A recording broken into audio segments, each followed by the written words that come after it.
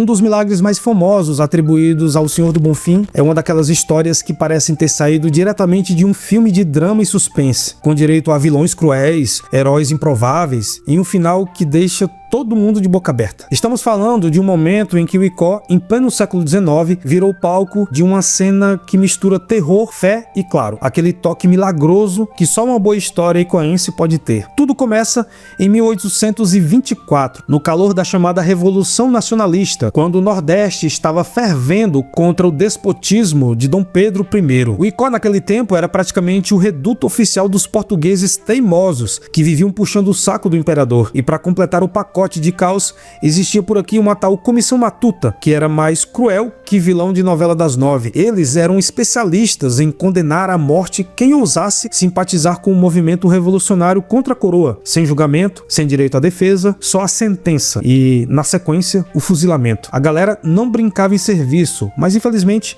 no pior dos sentidos. Foi no meio dessa confusão que entrou em cena um pobre coitado chamado Antônio de Oliveira Pluma, conhecido por todos como Pau-Brasil, um homem simples, mas de boa índole e fé inabalável.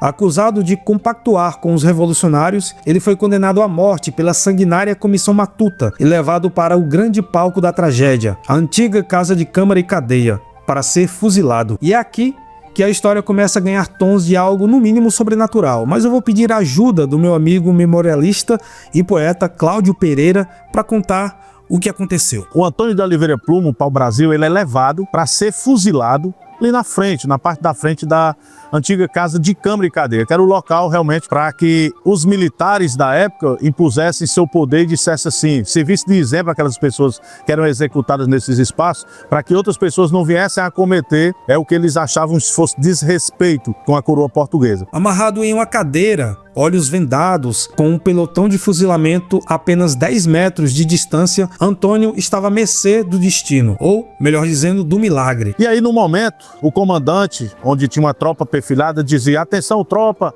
preparar, apontar fogo. Quando ele disse isso, ele estava com as mãos amarradas, vendados, ele dizia: valei-me, meu Senhor do Bonfim. Quando ele dizia isso, as munições pegavam no seu corpo, mas de forma superficial, como nós dizemos no popular, de raspão. A incredulidade tomou conta do lugar, mas a Comissão Matuta não era do tipo que desistia fácil. Eles recarregaram as armas e repetiram o processo, a apontar fogo. E novamente Antônio gritou: valei-me, Senhor do Bonfim. Mais uma vez a fumaça desapareceu e o homem estava ileso, enquanto as balas insistiam em cravar no paredão atrás dele. Nesse momento já dava para sentir que tinha algo maior em jogo. Isso na segunda vez, e na terceira vez o comandante mandou que fosse recarregado com mais propriedade aquelas bacamartes, aquelas bocas de flor que eram as armas de antigamente. Nesse momento que o comandante diz: atenção, tropa, preparar, apontar fogo. Quando diz isso, ele esbraveja mais alto ainda: valei-me, meu Senhor do Bonfim. Algumas balas finalmente atingiram Antônio, mas, surpreendentemente, causaram apenas ferimentos leves. As pessoas que estavam ali observando aquele momento, rompeu o cordão de isolamento, avançou sobre os soldados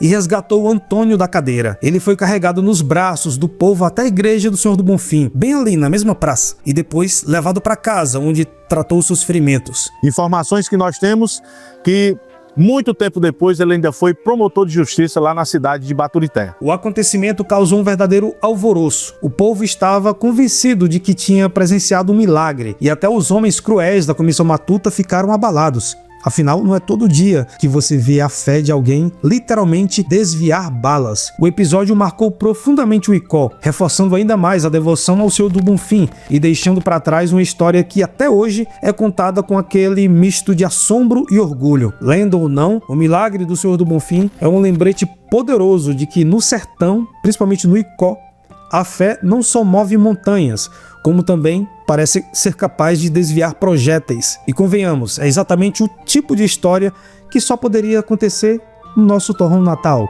a cidade de Icó.